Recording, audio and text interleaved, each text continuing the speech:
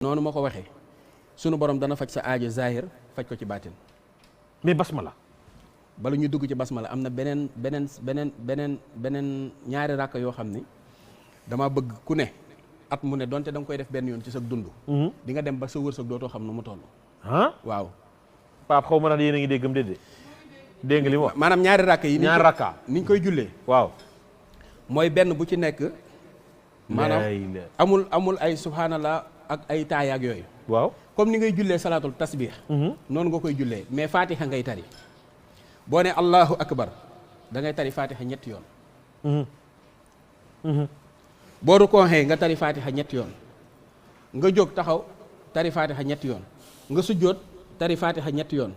toog tari fatiha ñetti yoon. sujjóotaat tari fatiha ñetti yoon. jóg taxaw tari fatiha ñetti yoon noonu nga koy toppee maanaam geste boo def rek ñetti fatiha nga ciy tari. allahu akbar. heure boo toogee di taaye it doo wax attahiyatullahi may fatiha ngay tari ñetti yoon après nga sëlmal. boo sëlmalee nga def maanaam ci taaye bi fatiha ngay tari ñetti yoon waaw. boo sëlmalee nga def fatiha 40 fois ak juróom-ñaari salaatul fatihi ñaanal loo bëgg it moom sunu borom da koy faj ci saasi moom fatiha. fan yële doon naa joxe junni fatiha.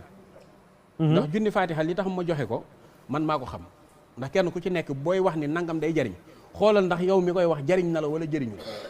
dama ne la képp koo xamante ni yàlla dogal na nga saxal junni salaatul nga saxal junni fatihatul kitab bis bu jot sunu borom dina la dimbali doo leb doo ñaan doo térian doo def dara te li nga bëgg yëpp di nga ko am moom junni fatiha. maanaam 1000 fatiha bis bu jot nga koy def bis bu jot. waaw léegi it fatiha moo tax ma ni la géej la.